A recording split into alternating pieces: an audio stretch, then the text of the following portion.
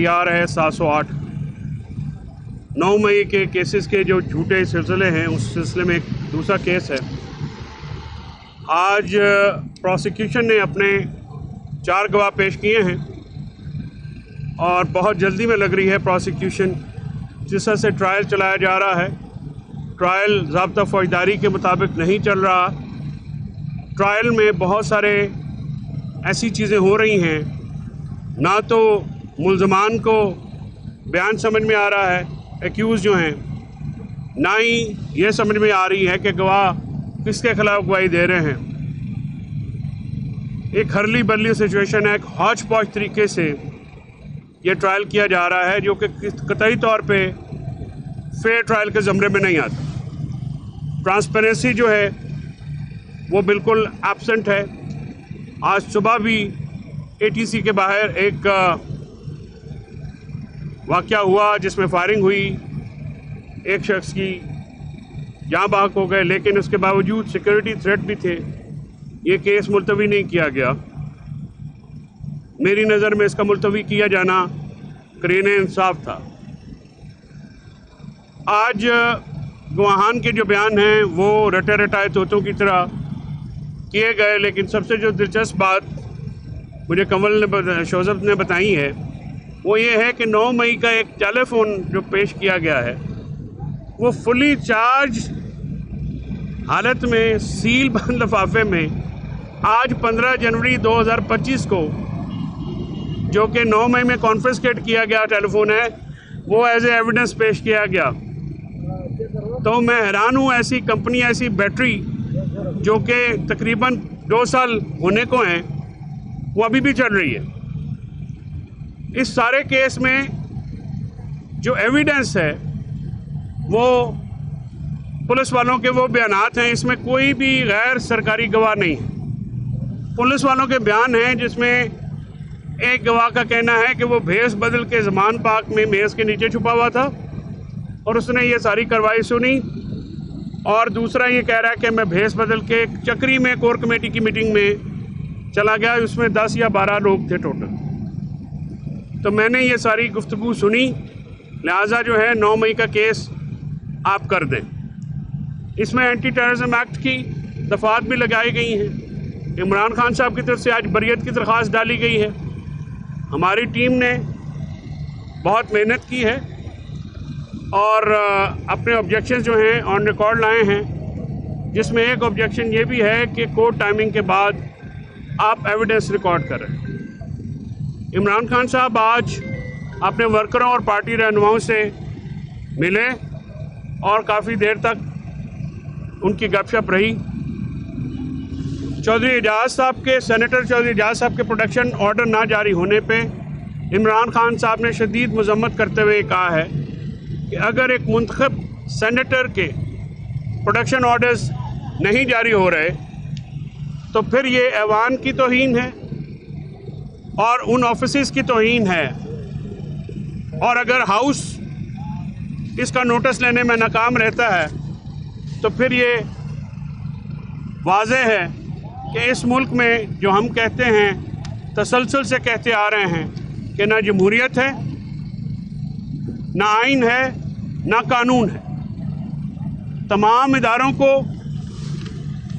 एक सबऑर्डिनेट इदारा बना दिया गया है और मुल्क में डिक्टेटरशिप कायम करने की एक कोशिश है जिसमें तमाम इदारों को, चाहे वो पुलिस हो, चाहे FIA हो, चाहे वो अदालतें हों, तफ्तीशी इदारे हों, इन सब को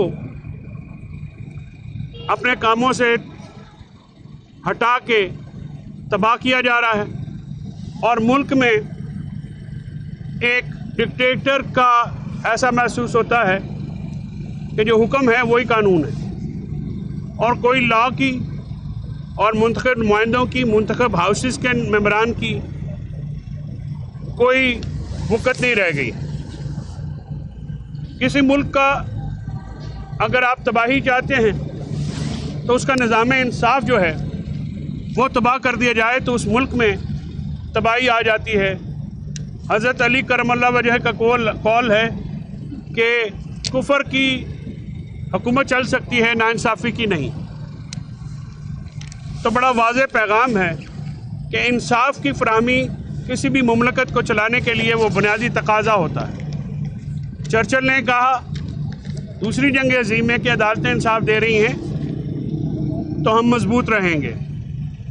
पाकिस्तान में 26वीं तरमीम के बाद अदालत को नगीं कर लिया गया है, कोर्ट पैकिंग हो रही है। सुनने में आ रहा है कि इस्लामाबाद हाई कोर्ट में जजेस का तयन किया जा रहा है और वो जजेस जिनका मेरिट ये सिर्फ ये है कि उन्होंने इमरान खान साहब को एक झूठे मुकदमे में सज़ा दी, उनके खिलाफ मुबैना तौर पे पेंडिंग इंक्वायरियां हैं। केपी में कब्ज़ा, सरकारी जगहों पे और दीगर इल्ज़ामात हैं। इन इल्ज़ामात के होते हुए उनका नाम जजेस के लिए देना एक ट्रांसपेरेंसी और इंसाफ के लिए भी के खिलाफ है। इमरान खान साहब ने काजी फायज ईसा को काली भेड़ और पॉलिटिकली बायस्ड पर्सन करार दिया, जिन्होंने पीटीआई को क्रश किया, पीटीआई से हर वो बदला लिया और इलेक्शन फ्रॉड को तहफ़्फ़ुज़ देने के लिए इलेक्शन कमिश्नर और कमीशन के साथ मिलकर वारदात डाली। और बदकिस्मती से अभी जो कॉन्स्टिट्यूशनल बेंच में मिलिट्री कोर्ट को सजाएं देने का हुक्म दे के उन्हीं पॉलिसियों का तसलसल नज़र आया। हम चाहते हैं कि सुप्रीम कोर्ट बुनियादी शहरी हकूक़ की हिफाजत करे। सिविलियंस का मिलिट्री कोर्ट ट्रायल जो है वो ना बैनुल अक़वामी तौर पे ना मुल्की कवानीन में उसकी कोई गुंजाइश है। और ये बात उन्होंने बिल्कुल ये कही कि आज अखबार में उन्होंने पढ़ा है कि वकील साहब ने कहा है, वज़ारत दिफा के वकील साहब ने कहा कि मास्टरमाइंड्स को भी सज़ा होगी। उन्होंने इसको वेलकम करते हुए कहा कि उनको इल्म है कि 9 मई का मास्टरमाइंड कौन है। 9 मई का मास्टरमाइंड वो शख्स है जिन्होंने उनको अगवा कराया और सीसीटीवी फुटेज चोरी कराई और इस्लामाबाद हाई कोर्ट पे धावा बोला और तोड़ फोड़ की। 9 मई फॉल्स फ्लैग ऑपरेशन है, पॉलिटिकली पिक एंड चूज़ हो रहा है। ये हमारी एक कंसिस्टेंट इसके ऊपर जो है वो एक पोजीशन है। हमारे लोगों को 9 मई की आड़ में हमारे रहनुमाओं को, हमारे लीडरान को झूठे मुकदमों में मुलव्वस किया गया और उसका क्राइटेरिया सिर्फ एक रखा गया कि जिसने पीटीआई छोड़ी उसको बरीउल ज़िम्मा करार दिया और जिसने पीटीआई को रखा, पीटीआई के साथ अपना साथ निभाया, वो आज भी 9 मई के केसेस पाकिस्तान के तूल अर्ज़ में भुगत रहे हैं। इसीलिए हम जुडिशल कमीशन की मांग करते हैं और हम ये मुतालबा करते हैं कि 26 नवंबर और 9 मई के वाक़यात की इंडिपेंडेंट इंक्वायरी हो। और खान साहब ने ये बतौर ख़ास कहा कि इस आज़ादाना इंक्वायरी से वो टीम भागती है जो कि चीटिंग करना चाहती है। कोई भी टीम जिसने बेईमानी करनी हो वो गैर जानबदाराना तहकीकात की मुखालफत करेगा। आज हुकूमत की तरफ से जुडिशल कमीशन की मुखालफत की कोई वजह समझ में नहीं आती, मासवा इसके लिए कि वो ख़ुद भी इसमें शामिल है। आज इमरान खान साहब ने असद कैसर, उमर अयूब और दीगर हमारे जो रहनुमा हैं उनको अपोजिशन की जमातों में से रब्ता करने की हिदायत भी जारी की है और कहा है कि अपोजिशन से रब्ता करके उनको हमारे मुज़ाकराती अमल और हमारे जो सियासी पोजीशन है इसके बारे में एतमाद में लिया जाए। इसके साथ साथ पार्टी रहनुमाओं को ये पैगाम दिया गया है कि आप अपोजिशन के मामलात में या उनके लीडरान के या जमातों को मुखातिब नहीं करें। हमारा कॉज पाकिस्तान में इलेक्शन की फ्री एंड फेयर इलेक्शन है, आइन की बहाली है, जमहूरियत की बहाली है, फ्री मीडिया हम चाहते हैं। हम चाहते हैं कि जो गैगिंग हो रही है मीडिया के ऊपर वो ख़त्म हो और मुल्क में एक तसलसल के साथ लॉ एंड की जो है हुक्मरानी जो है वो वापस आए, जमहूरियत बहाल हो और मुल्क में जो बुनियादी हकूक़ मुअत्तल हैं वो दोबारा जो है वो रिस्टोर किया जाए। इमरान खान साहब ने अपने आज वर्करों को भी वेलकम किया, वहाँ पे बहुत मुलाकात रही। आज इमरान खान साहब को देखने के बाद वर्कर्स जो हैं वो एक चार्ज हो जाते हैं और 9 मई के तवील सहुबतें बर्दाश्त करने वाले लोग जो हैं उन्होंने भी आज इमरान खान साहब को देख के दोबारा खुशी का इजहार किया। कंवल शोज़ब साहब से अब मैं रिक्वेस्ट करूंगा कि ये, क्योंकि हमारी स्पेशल जो रिज़र्व सीट्स का मामला है उसको ये आगे लेके, क्योंकि पटिशनर भी हैं सुप्रीम कोर्ट में, तो कुछ पैगाम उस हवाले से कंवल आपको देंगी। कंवल प्लीज़। जी थैंक यू। बिस्मिल्लाहिर्रहमानिर्रहीम। बड़ी डिटेल में फैसल साहब ने बता दिया है। तो जहाँ तक स्टोलन मैंडेट की बात है उस पर खान साहब बड़े कंसर्न थे। जो 8 फरवरी को हमारा इलेक्शन चोरी हुआ, जो हमारी रिज़र्व सीट्स थी वो उसी का ही तसलसल है और उसको याद दहानी करते हुए उन्होंने कहा कि सुप्रीम कोर्ट की जजमेंट आ चुकी हुई है, लेकिन इलेक्शन कमीशन की हठधर्मी है। सिकंदर सुल्तान राजा की सरबराही में जो इलेक्शन कमीशन ऑफ पाकिस्तान ने एक तो पूरे इलेक्शन में रिगिंग में जिस तरीके के मामलात हुए, उसके बाद जिस तरह ट्रिब्यूनल्स की मैनिपुलेशन की गई, आज 8 फरवरी में सिर्फ 1 महीना और रह गया है, लेकिन अभी तक जो ट्रिब्यूनल के केसेस हैं उनका कोई रिज़ल्ट नहीं आया। और रिज़र्व सीट के केस जो सुप्रीम कोर्ट का डिटेल जजमेंट जिस पे आ चुकी है, कम से कम 3 दफ़ा जिस पे पूरे बेंच ने फ़ैसला सुना दिया था, उसके ऊपर इम्प्लीमेंटेशन ना करके इलेक्शन कमीशन ऑफ पाकिस्तान और उनके जो इलेक्शन कमिश्नर हैं उन्होंने पाकिस्तान के आइन को तोड़ा है। अवाम का जो मैंडेट था, अवाम का जो वोट देने का हक था, उससे उनको डिप्राइव किया है, जिस पे उनका बहुत कंसर्न था। और यकीनन ये भी मैं आपको बताती चलूँ कि इंशाल्लाह ये जो स्टोलन मैंडेट है इस पे पाकिस्तान तहरीक इंसाफ भी नहीं सोई, ना इसको भूली है। और खान साहब के ये दिल के बहुत करीब है कि अवाम ने 8 फरवरी को निकल के जिस तरीके से वोट डाला था, उस सूरत हाल में जब काजी फाइज ईसा जैसी जुडिशरी में मौजूद काली भेड़, जैसे फैसल चौधरी साहब ने बताया है, 13 जनवरी को हमारा बल्ला छीन के नाइंसाफ़ी की एक जो तारीख है वो रकम की थी, उसके बावजूद 8 फरवरी को मुख्तलिफ निशानों पे इलेक्शन लड़ने के बावजूद अवाम ने निकल के वोट डाला। पाकिस्तान तहरीक इंसाफ के जो जितने भी उम्मीदवार थे उनको मैंडेट दिया, लेकिन उस मैंडेट को 9 फरवरी को फॉर्म 47 के ज़रिए चुरा लिया गया।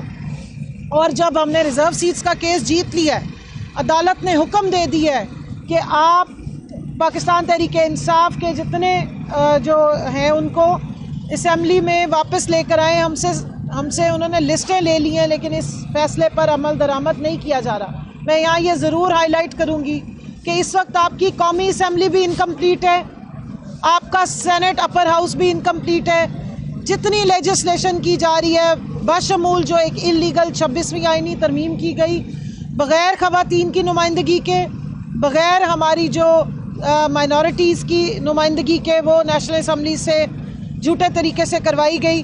सेनेट में हमारी केपी से कोई नुमाइंदगी नहीं है, इनकम्प्लीट सेनेट जानबूझ के रखा गया है। और फिर ये कहते हैं कि जी ऐवान ने ये पास कर दिया और ऐवान ने वो पास कर दिया। तो ये बिल जो पास किए जा रहे हैं ये असम्बलियों के इनकम्प्लीट होने के नामुकम्मल है। असम्बलियाँ दोनों हाउसेस इनकम्प्लीट है। नीचे आपके तमाम सूबाई जो असम्बलियाँ वो भी नामुकम्मल हैं और उसको इस तरीके से चलाया जा रहा है। मैं यहाँ पे याद दहानी कराती चलूँ, आप मीडिया ने भी और हमारे बाकी सब ने इस चीज़ को कवर किया था सुप्रीम कोर्ट में जब ये केस चल रहा था। इलेक्शन कमीशन का ये मौक़िफ़ था कि असम्बलियों को आप नामुकम्मल नहीं रख सकते।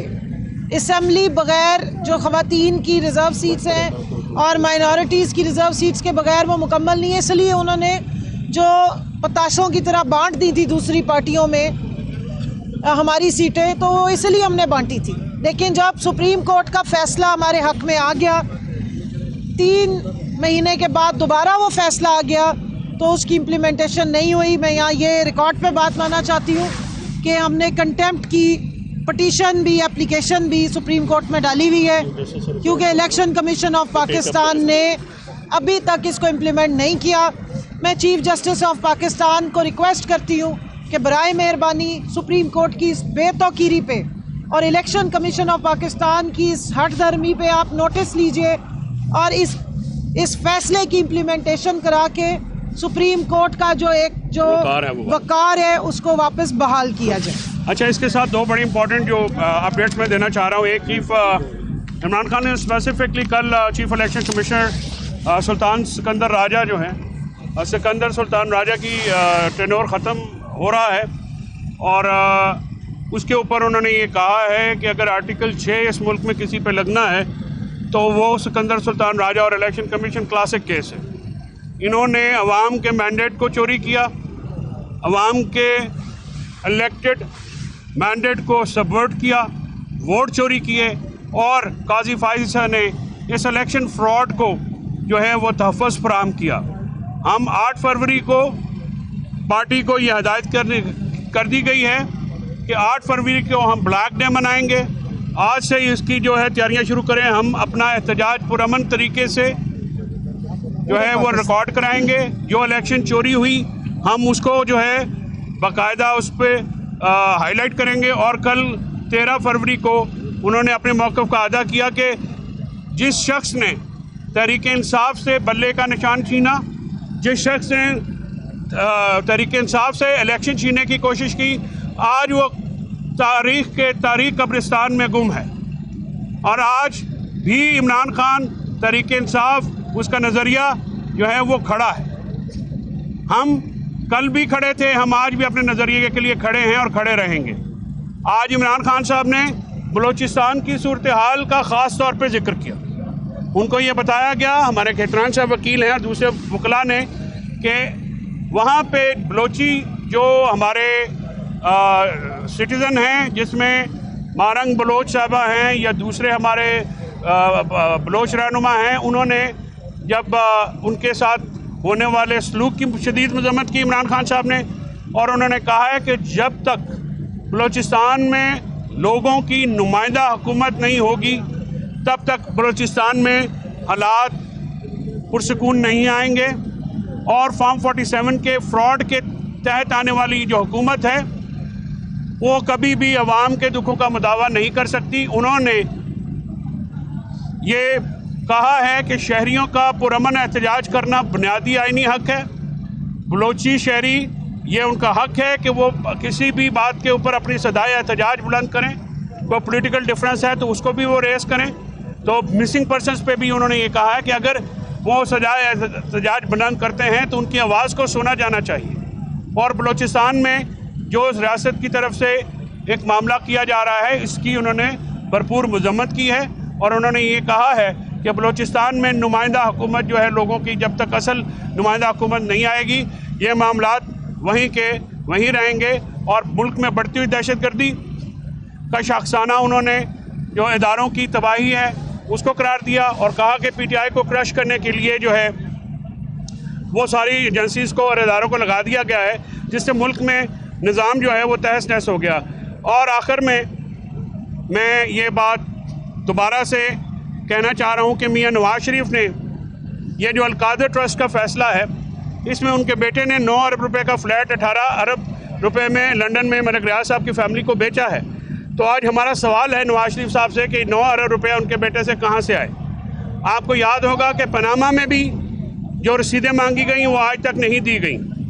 और काजी फायज़ ईसा के साथ मिलके हुदैबिया पेपर में अरबों रुपए की मनी लॉन्ड्रिंग जो है वो भी माफ़ कराई गई। और नैब अमेंडमेंट्स को बहाल करके फायज़ ईसा ने म्यूचुअल लीगल असिस्टेंस की जो लीगल हैसियत है उसको ख़त्म किया, क्योंकि उसके वो खुद बेनिफिशरी हैं। उनकी बाहर लंदन में जो प्रॉपर्टीज़ हैं उनका उन्होंने हिसाब नहीं दिया। तो ये एक मिली भगत से काम किया है। तो नवाज शरीफ साहब से हम 9 अरब रुपया कहाँ से आया उसका हिसाब मांगते हैं। और ये भी पूछते हैं कि आपने मलिक रियाज से 9 अरब रुपये ज़्यादा किस खाते में लिए, आपके बेटे हसन नवाज ने वो प्रॉपर्टी क्यों महंगे दामों बेची, और उसके बदले में आपने क्या जो है वो फेवर एक्सटेंड की, जिसकी वजह से ये जो सारा मामला है हमारा जो इमरान खान साहब ने अलकादर ट्रस्ट बनाया है जो कि गरीबों की फलाह का इदारा है। उन्होंने बिलावल हाउस या एवन फील्ड के फ्लैट नहीं बनाए, उन्होंने मुल्क से पैसा बाहर नहीं लेके गए, और उन्होंने सीरतुल नबी के लिए और तसव्वुफ़ के लिए और दीगर जो अलूम हैं उनको पढ़ाने के लिए एक यूनिवर्सिटी कायम की जिसमें गरीब तलबा जो हैं वो वहाँ पे पढ़ते हैं। तो अलकादर का एक झूठा केस है, वो भी इस तरह से एक फ्रॉडुलेंट केस है, प्रेशर डालने के लिए इमरान खान साहब से। और इमरान खान साहब ने ये आज दोबारा अपना अंदिया दिया है कि पीटीआई और इमरान खान साहब जो हैं तहरीक इंसाफ का एक एक रुकन जो है वो अपने हक़ के लिए, आइनी हक़ के लिए, कानूनी हक़ के लिए लड़ता रहेगा और इंशाअल्लाह आखिरी दम तक हम